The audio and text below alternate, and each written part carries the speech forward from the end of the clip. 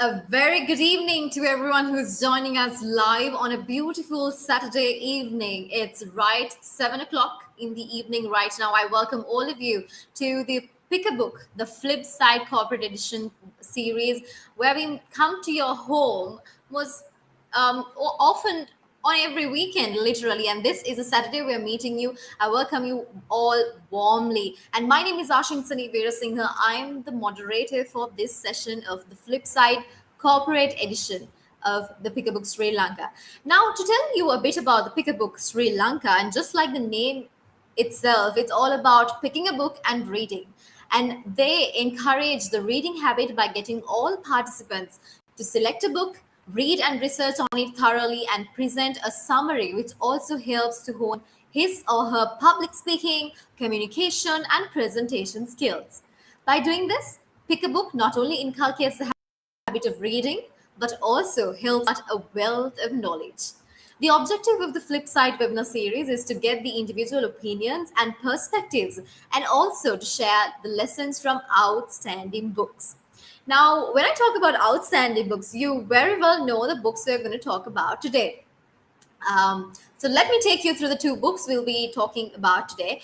They are, the very first one is Make Your Bed. The author is Admiral William H. McRaven. He is a US Navy retired admiral, and there in the book he talks about little things that can change your life and maybe the world too. Along with that, we have the second book, The Only Revolution, written by J. Krishnamurti, where he talks about meditations on interior change. Now, I'm not the one who's going to present you these two books. I have two special presenters to present these books to you and have a very fruitful conversation on a Saturday evening. I hope all of you have grabbed your cup of tea and joined us for a fruitful conversation. So now, moving into the conversation, I would first like to introduce the presenters to you. And first, let me introduce Chaturika Peramuna. To tell a bit about her, she is a chairperson of SDB, Pick a Book Corporate Club, and also she is a deputy manager, Centralized Credit Department of SDB Bank. She has her BSc in Plant Biotechnology at University of Sri Jayawardhanapura, and she is associate member of the Institute of Bankers Sri Lanka. Her hobbies are reading and watching movies or dramas rather. A good evening to you, Chatur, to the Flip Side Corporate Edition. Very good evening, Ashi. Thank you for having me. I hope everyone's having a great evening today. How are you doing today? I'm very well, thank you. Nice. So let me introduce the next presenter to you as well. Well, he has a bit of a long bio to be read, but I'm just going to shorten it up with all what he has achieved in life. He is none other than Tharaka Dayabandara. He is a certified Six Sigma Master Black Belt from Caterpillar USA and has a BSc Engineering degree from University of Murtua and Masters in Business and Organizational Psychology from. He also is an associate member of SEMA. He is also a certified executive coach from International Coaching Federation. At present, he serves as General Manager Corporate Continuous Improvement at United Tractors and Equipment, the Caterpillar dealer, and he has experience in automotive, telco, apparel, finance, and banking industries across various functions. Ladies and gentlemen, the privilege is mine to introduce Tharaka Dayabandara to you as the second presenter today. Hello to you, Tharaka. Very good evening. Good evening, Ashi. Good evening, everyone. It's nice to see you all in this evening. It's a lovely evening. And the pleasure and honor is all mine this evening to have this conversation with both of you, Chaturika and Tharaka. So to the ones who are watching us live, let me just take you through. Chaturika will be taking us through the book, Make Your Bed, and Tharaka will be taking us through the book, The Only Revolution. So I hope you're ready to go through the conversation today. So to begin the conversation with, I would like to start with Chaturika. Now, the book, Make Your Bed. Can you please tell us a little bit about the author and the book to start with? The author of the book, Make Your Bed, is Admiral William Harry McRaven. He's, as you gave the introduction before, Ashi, he's a retired US Navy admiral. He had served in the U.S. Army for the past. He had served 37 years in the U.S. Navy. Sorry, and he he gave a commencement speech for the graduating class of 2014 at the University of Texas. And in that speech, he told he presented 10 lessons which he had obtained while going through his Navy SEAL training. So this particular video went viral on YouTube with over 10 million views, and people started asking him about his other trainings he had and how the trainings had helped him to shape his life, and the people who had influenced his life in his influenced his career. So with those requests and inquisitions, it led to him writing this bestseller. And what is important in this book is all the 10 lessons that he presents are very basic things that you can take to your life. And he uses his own life experiences to explain them. And it makes the book so much interesting and easy to understand. So I think it's a great book overall. Okay, that's, I think, a very well foundation that was laid for the conversation about the book. And now I would like to take the book simultaneously to now going into Tariq to talk about the Only Revolution book. How did you really end up reading this kind of a book, and what is it all about in to start the conversation? Yes, thanks, Ashi. In our life, actually, so we get through many hurdles in our life. We do our O levels. Our parents say after O levels it will be all fine, and we do our A levels thereafter. Everybody says, "Puta, get through the A levels, you'll be sorted out." And then you go to the university, you get through the hurdles in university. Every day these hurdles never finish. I mean, after university we think everything is okay, but then you start to work, then again another more and more challenges. So this hurdle seems to be never ending. So we start to think, okay, now what is it? I mean, when is it going to end? Yes, our parents, they guided us to the most fortunate place that they thought it would be. But when we also came to that place, sometimes we think, oh, okay, was it the heaven they were talking about? Are we in that heaven right now? I mean, Okay. okay, could it be that heaven? Is this that heaven they were talking about? So coming into this thinking, you tend to sometimes think, okay, looking back and thinking, okay, what have I been doing in my life? So in this particular seeking, I had studied certain materials, certain authors, some other wings and all that. So this is one of the books one of my good friends recommended me. Actually, it was not the book. It was another book from this author by the name of The Real Revolution. So it was lockdown and everything. It was very difficult to find this book. I really didn't find this book. But meanwhile, I was looking about the author. So I saw many of his YouTube videos and the discussions he has done. So I came very, very much interested about knowing this about the author. Then I found this book, The Only Revolution. I'm sure it has had a lot of revolutionary effect on your life as well. We'll get back to the conversation regarding that. Now I would like to go back into Chaturika to ask, what significance does the title of the book, Make Your Bed, have on the book and its content? Yes, the title of the book is Make Your Bed, and the first chapter of the book starts like this. Start your day with a task completed. And if you want to change the world, start by making your bed. So this is the first lesson that this Admiral McRaven learned during his Navy SEAL training, to make your bed. It's nothing much. I mean, obviously, right? Then making your bed is, you can say it's very easy. But Yeah. so this Admiral first thought, why is it so important to make your bed?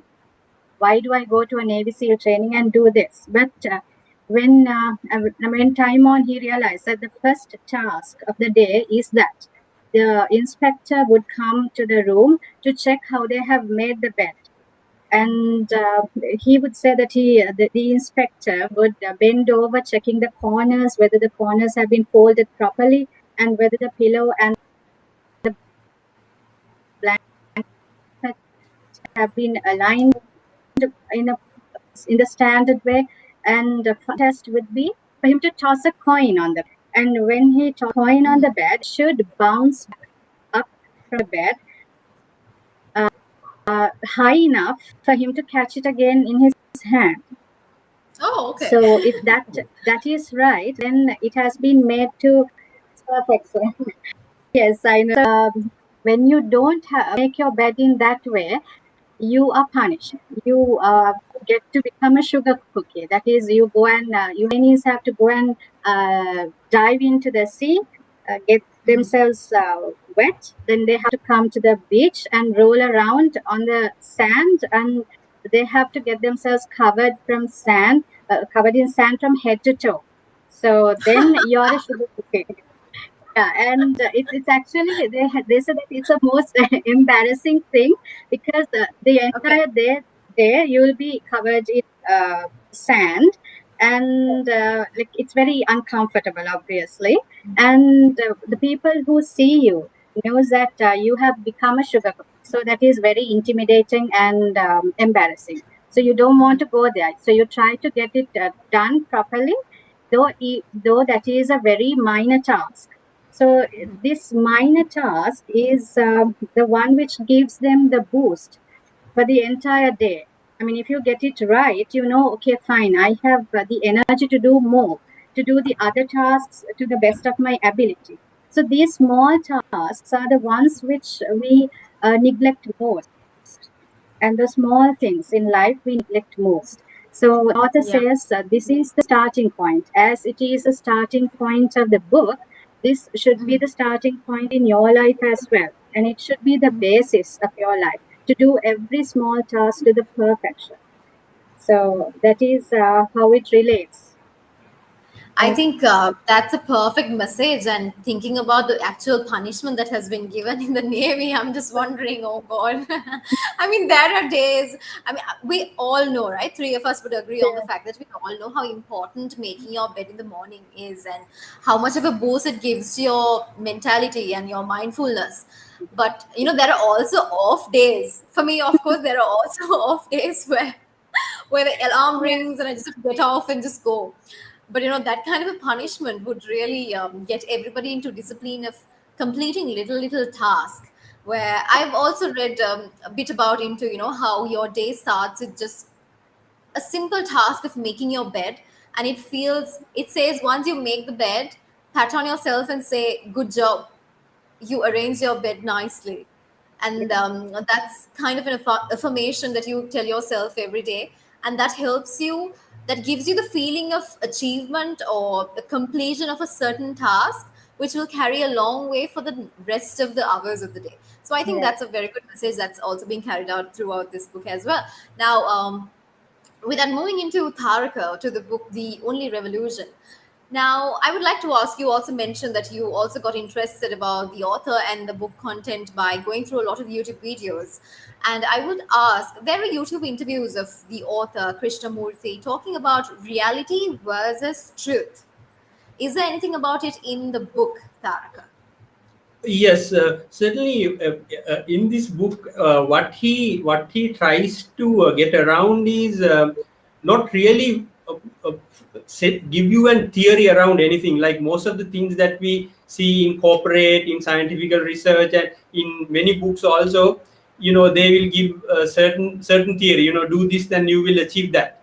So Yeah. he is not focusing on giving you any kind of a theory. Okay. Like even today now, if I'm to take the modern science, which started with physics, now has gone to psychological and towards a simulation theory, which is highly unphysical in nature, Yeah. untangible. So Yeah.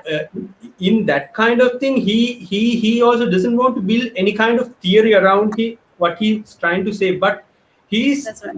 trying to get the reader also realize and understand, comprehend with various metaphors in his book about the story, about what he's trying to get at. So one of the things, yes, the reality versus truth. What are we seeing? Is that the truth? Is a major question. Even the simulation theory and many other things. Today, the scientists are talking about. Even if you see the people like Elon Musk and many people are talking around this. Okay. Nobody is That's rejecting right. the simulation theory. Yeah. This theory was very old, got by Nick Broston back in the days. Uh, but in this duality, so when I say duality, so we always naturally our mind goes into judgments. Whenever we see something, we judge that thing as maybe good or bad. The psychological duality is good or bad kind of dualities, and the physical dualities are also there. If I'm to take an example of this judgment, how this happens so naturally, when Yeah. when we take a deer, deers are very innocent. They live back in the jungle. They are scared of every other thing for their life.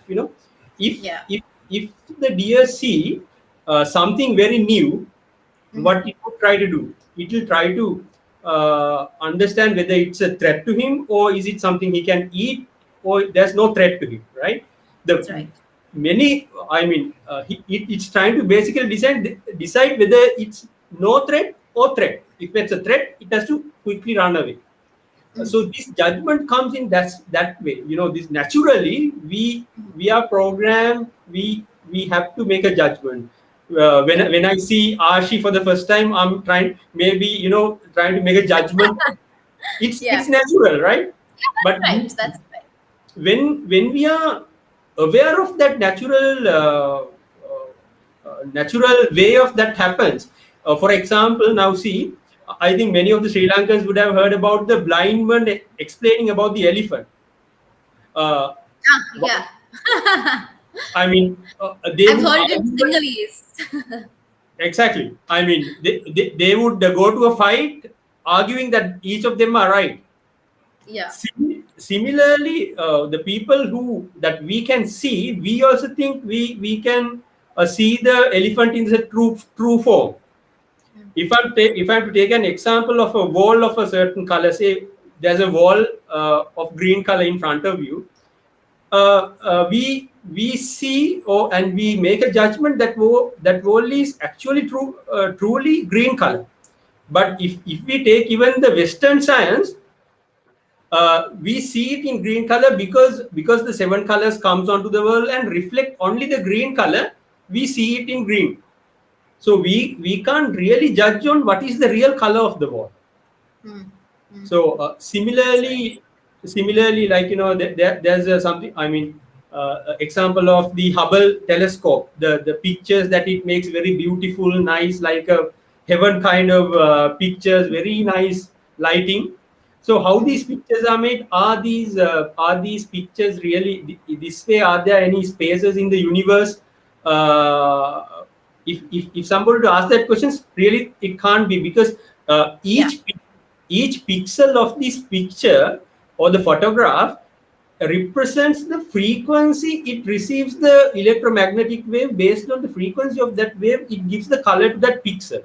That's how those pictures are made. It doesn't mean there is some place, as we can see in the picture. So the truth and the reality, so we are kind of like trapped in the reality. We observe things, we experience things, but the truth is something beyond the realization, is what he's trying to get at. I would like to interrupt you there a little bit, Taraka, and I would like to have a conversation on now these. I think everything about the reality versus truth, just like you said, it's about our interpretation, right? The individual interpretation on whether it's good for us, whether it's bad for us, and sometimes we know it's bad, but we just go like, let's just live in the moment or sort of a thing, right? But I've read about it, and I'm also a bit of into psychology and mindfulness, where we say the reality and the truth versus the truth, it depends on a certain belief system of individuals, and either it could be a certain belief system, or either it could be a past experience, right? Where we judge what comes next in our life. We try to judge it by the past to say this has happened to me. This is what is going to happen in future as well. So I think is this something Krishnamurti also covers in the book, where when talking about reality versus truth? Of Yeah. course, this is Oh, something okay. he challenges about our in a way the belief system is something that other things which are not proven, but said by somebody, and we keeps on believing the same. How in critical thinking, like in business context, corporate context, there is something called critical thinking. Many of us Yeah, yeah. studying for masters and all that. So Yeah, there are also the concept of critical thinking is that you critically see, is that belief could really be the truth. yeah. So sometimes the beliefs that we come upon, Hmm. we haven't really questions the, okay, can it be for real. Hmm. So in that picture, he goes to an extent to even question about the state of mindfulness and the consciousness as well. Oh wow. Okay, that's amazing. That's amazing. So that's quite intriguing to take in that way, because is there something really to believe, Hmm. Okay. as it said in the simulation theory by Broston also, Hmm. are we living in a simulation? That's right. I think that's a good question that we all need to answer as well, and have a self reflection rather. So, with that, I would like to ask Chaturika an extra question where I would like to get the understanding of, has the author achieved what was the real objective, or what were the real objectives of the book, and has the author been successful in achieving the objective, or right, rather the bigger picture of the book? If you could just give us in brief. Yes, Ashi, I think he has met his objective in this book, because he says in order to change yourself, you have to follow these basic lessons, these basic things that you can get from this book. And basically, these are based on his past experiences when he was Navy SEAL training. So these 10 lessons that he gives in this book are very much doable.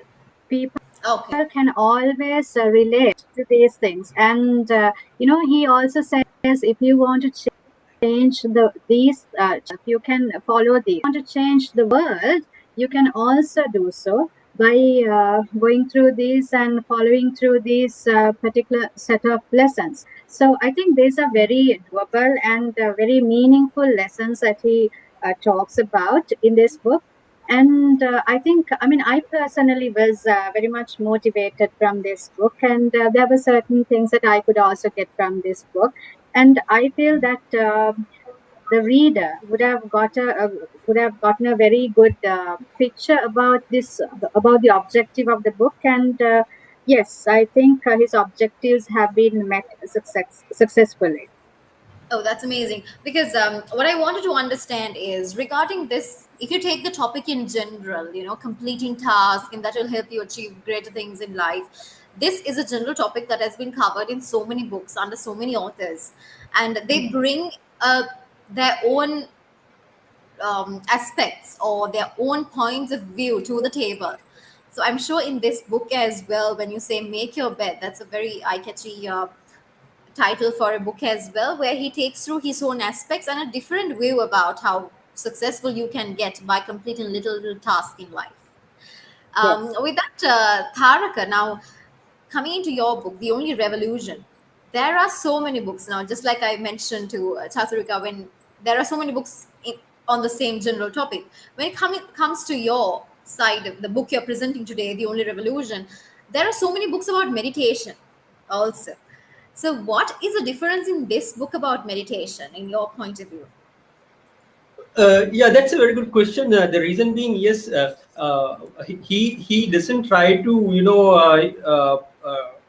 build up a theory and prove his theory that he's correct, but he's trying to let the reader get out of the belief of whatever it is, but seeing and realizing what it is. So in here, certain places, the way he says it, it's something like, apple fell on the Newton's head. He come to think of different perspectives. So it's a, kicks you out of the portion to see, oh my goodness, could this be the thing? I mean, so that kind of places are there.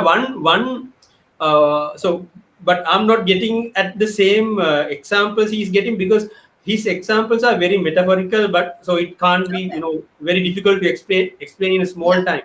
One Yeah, that's one metaphor I can bring about is, when it comes to normal, that regularly the meditation that we are talking about, and the mindfulness and the consciousness also is around this meditation coming out. This In this metaphor, see now, this is only a metaphor, okay, like build up story, right? There is a school, and in this school, there's a drug deals happening on.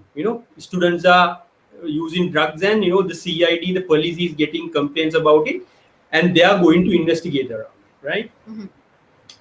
This is a hypothetical situation. yeah. So Yeah. uh, and the CID goes and investigate with the guidance of the principal himself. Principal guides him where to see, whom to question, and goes around and tries to figure out the roots of where this is coming from. Okay. And they always rely on the principal and go behind him and some of the other teachers and all. So goes on that way. These teachers are also guided by principal. So this CID investigation is based on that particular path. Mhm. Actually, the real situation is, who's handling the drugs in the school is the principal himself. Okay. Will the CID or anybody else would able to find about the roots of this using this mechanism? So that's the way, actually, when it comes to meditation and consciousness, the mind, the principle, which symbolizes to the principle, the mind works. The mind can go to the paths that it can take. I mean, it will go to various paths with our control, out of our control. We can only judge whether it is or not, but that judgment is correct or not is another question. We can also think, all right, I'm in control of my mind and I'm controlling my mind, but that observation of the mind is also some projection of mind itself as well. Okay. Okay. And when you, so the metaphors the author has given, using the forest and the trees and how the nature is moving around it, is quite stunning, to enabling the reader to see how this reality is. So usually in the present context, these unconscious assumptions, this kind of, now when we go to the school, there's an unconscious assumption, okay, the principal is not involved with this. Yeah. That assumption only, it goes on, right? Similarly about the mindfulness, when we take that as a concept, or the consciousness, it goes on to talks about it, on developing the mindfulness, thinking that there is a mind. So there's an unconscious assumption that there is something called mind, which is conceptual as well. That's right. So when you see it, you really see how you fall onto this trap. You're always in this trap. Yeah. You Yeah. It's, I mean, it's almost impossible for you to get out of this trap, and realizing that your incapability, like that earlier that blind man is realizing that they are of course blind, and no way that I can figure out what these elephant looks like in the truth, not reality, the truth. uh, So in this way, when we take it, we come to realize there can be something called truth beyond the reality that we see around. Uh-huh. Yeah. If, in that situation, actually, what Krishnamurti and the people like Osho, these philosophers, what they represented is the happiness, the revolution would would come in not in materialistic way, but revolution of mind. The Okay. way we the way we take things and the way we judge things and how serious we can get at certain things. Uh, uh, so this is the I think this is where I think even the This is how modern the book differs from the rest of the books, is it? sorry. This is how the book differs from the rest of the books that talks about meditation. Am I right? Yes. I think Other that was books will tell you, okay, this is how you do the meditation, but okay. this questions about the meditation Mhm. to see what really happens behind it. Okay. Like I Apple think falls on. in our next question, we will definitely cover a little bit about what it talks about meditation, especially. Is there anything different than what we hear every day about meditation? I think that was a very well explained answer, Tharakal. Thank you for bringing it out in a very nice way and presenting it to the public as well, where we understood like how it actually differs from the rest of the books that really talks about meditation. Um, Having you on hold to talk about meditation in our next question, I would like to go into Chaturika to talk about the book Make Your Bed. Um, when you say this book, Make Your Bed, has a lot of life lessons that could change one's life or even change the world, will you be able to share a few lessons that you think which are significant in the book? I think Yes, you. definitely. Yes. Sorry about that. No And worries.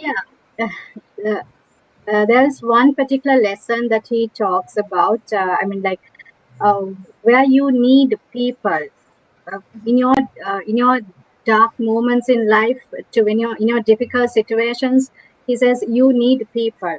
He brings out this example of a boat crew which Okay. consists of seven sailors, those all SEAL trainees. So there are six people to paddle the boat, and this is a small rubber boat. And unless you give your 100%, and unless everyone gives equal contribution to it, the boat would be tossed back to the beach. So you have to give your 100%, and everyone has to give their 100%. So there would be some days, occasionally, you get someone sick or injured, so that person will not be able to give his 100% on that particular day. So the other people will have to do more than their best. They have to give more than their 100% to cover up for the person who is sick or injured. So, in those moments, you realize that in your difficulties, there are other people to help you through those difficult situations. And also, you realize that your success depends on other people as well. You can't live in this world alone. So, it's a very good lesson to, you have to help others as you get help from the others as well. So, that is one lesson that I can tell you from this book. And he also says, life is not fair. Just drive on. I told you how the trainees become sugar cookies as a punishment for not making the bed properly. So it is not the only time that you don't get punished. Uh, you don't become a sugar cookie only as a punishment. Just on the whim of an instructor, you become a sugar cookie as well. Sometimes, Yeah. no matter how good you are, or no matter how hard you try, sometimes the instructor would just ask you to go and be a sugar cookie. So, how unfair is that? Anyone would think, I've done everything to the best of my ability, I've succeeded in this. So why is he asking me to be a sugar cookie now? So, that is how life is. Life throws you different situations. At and you have to be able to conquer those situations. You should not. You should not always think, oh, okay, why is this happening to me? Why am I getting penalized for things that I didn't do? I've heard so many things like that. So life is not fair. It gives Definitely you not. yes. So like life throws lemons at you, and you should make lemonade out of it. Yeah. So yeah, so you have to move on. You have to be strong, and you have to look into the future and drive on.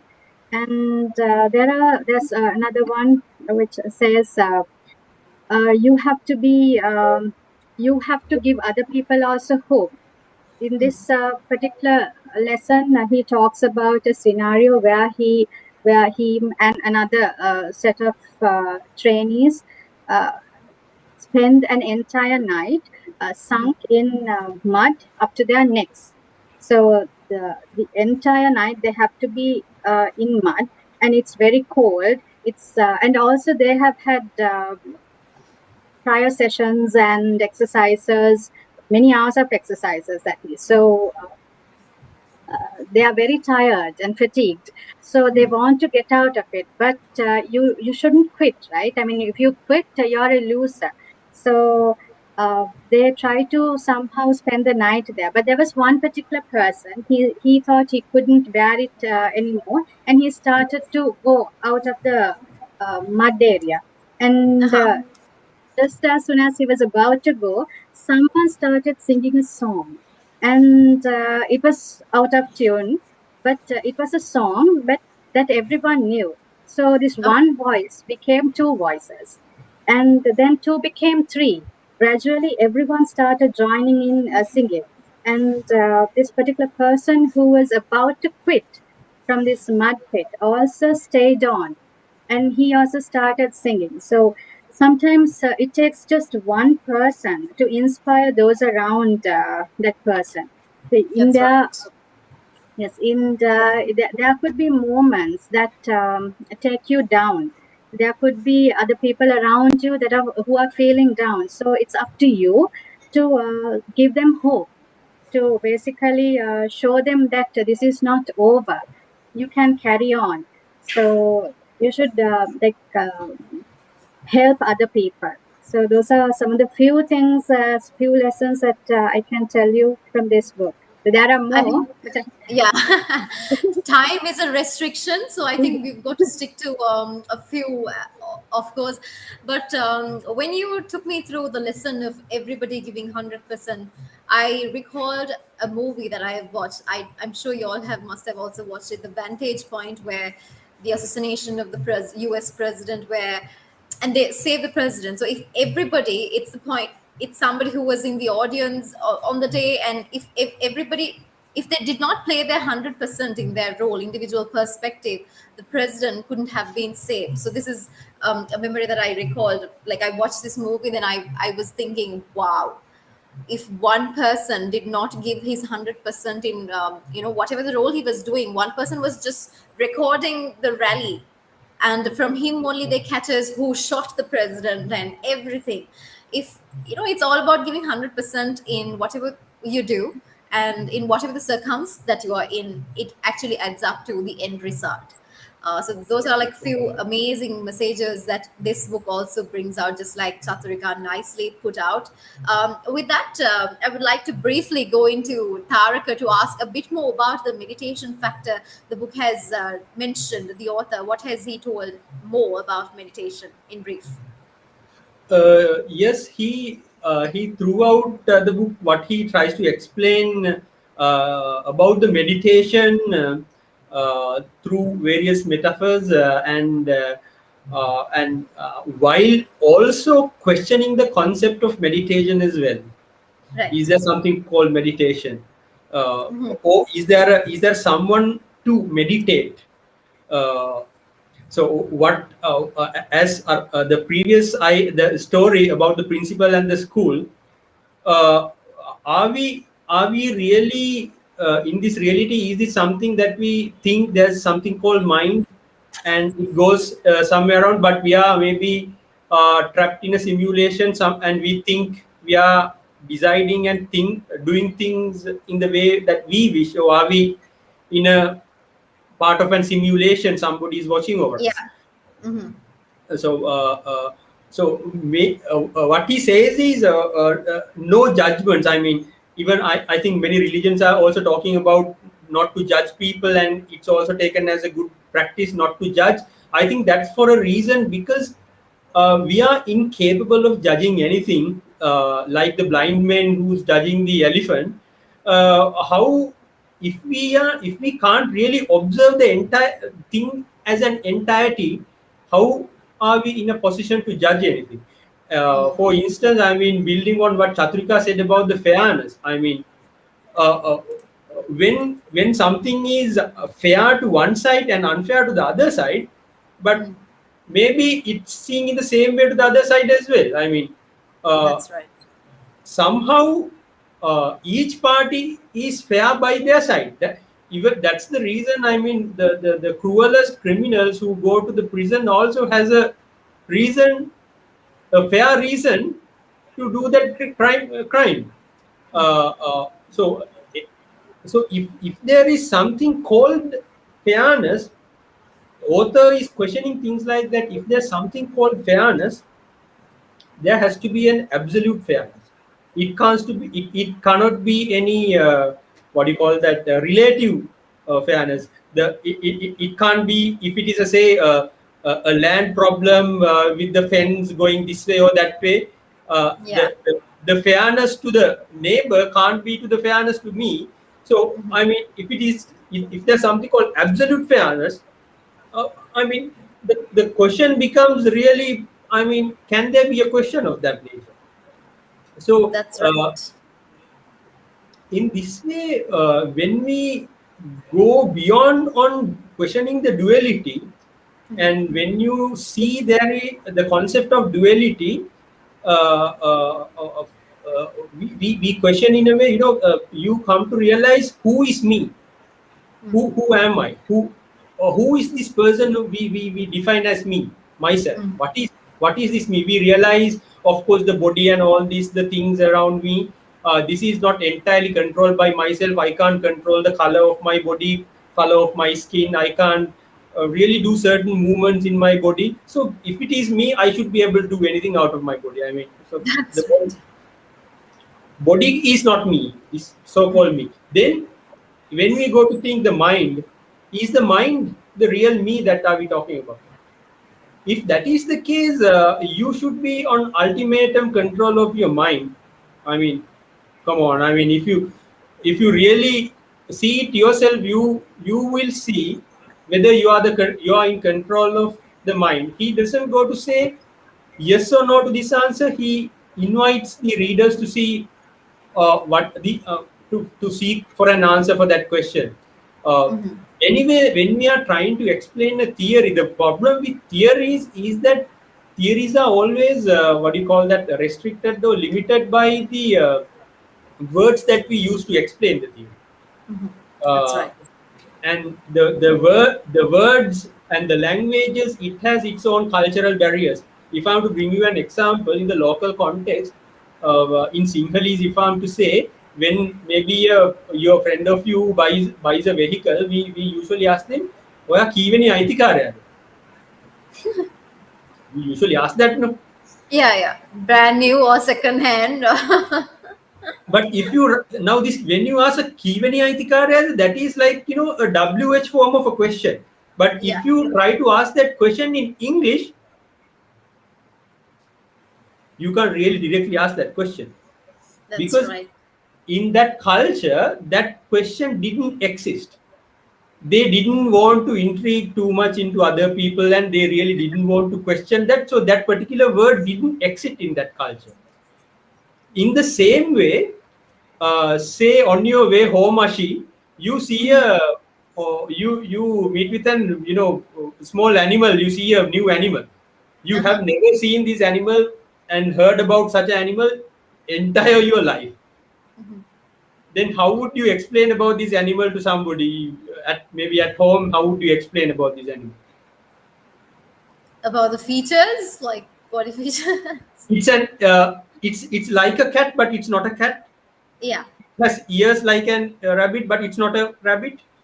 yeah, You can explain about it in the negative form of it sometimes. It's yeah. not that, but because there are no words existing to explain about it, because in the no usual life we don't use those terms. There are no language words to explain those things.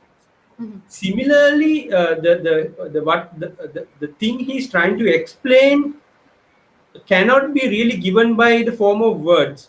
Then because the form of words, again we are getting caught to duality. For instance, now this computer, I'm looking at the computer, we call it the computer because there is this computer and there are other things which are not computer. So the duality is in physical form exists everywhere.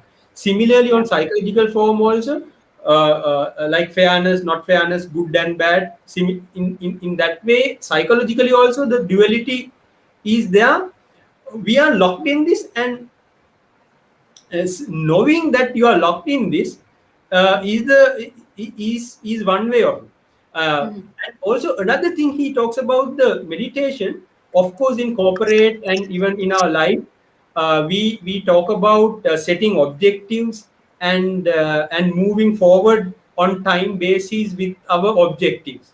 So what he brings about is okay. That way we are creating the concept of time.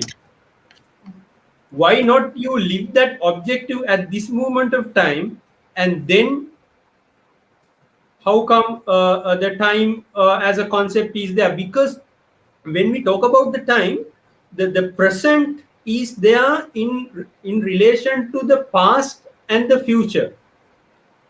uh, so in that context, if the present and future is, if the future and past is non-existent, present also cannot be. So that That's through that imagination, we sometimes get into unknown or presumed assumptions unknowingly and build on that from our mind also, which should be questioning existence of the mind. Yeah, I think Taraka, this is a subject we can go on and on and on about talking and bringing a lot of different aspects and point of view onto the table. And I must say, you're a very good storyteller in bringing the author's perspective, your perspective, and how everybody can put this into practice in their life. So very well explained. With that, ladies and gentlemen, we have actually come to the final question to both the presenters, and I would like to keep it brief due to time constraints. Coming into Chaturika, I would like to understand what kind of an impact did the book have on you? Yes, Sheena, this book has a lot of lessons and a lot of things that we didn't. I mean, like there are so many things that we used to disregard. I mean, those minor things like making the bed, now it becomes a real big thing. I mean, which Yeah. gives us a real big meaning. So, like that, I mean, from all these lessons, finally to sum it up, I would say this book is all about courage and standing up for what is right, being fair, and even if it's not fair, even if life is not fair, how to go on with it. And finally, after getting all these, I'm like in his Navy SEAL training, he comes up with so many barriers and obstacles. Still, Admiral McCraven manages to finish his Navy SEAL training, and it shows us real perseverance, and also it shows that you should never ever give up. The final lesson in this book is also never ever give up. That is a final chapter of the book. So however much you face troubles in life, whatever life throws at you, you have to accept, but you have to make sure that you stand straight, you stand tall and strong, and accept whatever that comes your way. But you have to look into the future and never give up on your targets, dreams, and goals. That is how you go and achieve whatever you have in store for you. So that's like the basic Just take on your solution of life, it. is it? Yes. Thank you so much, Satrika, for sharing your impact and how the book impacted on your life. And with that, I would like to move into Tharika for the final question. Along with talking about what kind of an impact the book had on you, I would also like to ask you in brief, what does the author say on how can you and I, or all of us as individuals, meditate? What does this particular author says about it? Yes, how it applies to me, that's the most important part of it. If I'm again to take a metaphor, say we have a glass of water, clean and nice, both the glass and the water clean and nice, and we put some mud into it, and we mixed it very stir it nicely, so the entire water is mixed with mud. Yeah, If we want to make it clear again, what should we do? What would you do, Ashik? I would put carbon. Yeah, many things. I mean, we can do many Charcoal. things. I would put Charcoal, charcoal and take, yeah, yeah. of course. Uh, Another easier way to do it is just keep it on a rest it on a table. Keep Let it on it a float. stable. Let it get cleared by itself. So in that act, actually, there is nothing that we can do to settle our mind, settle the waters, but it settles by itself.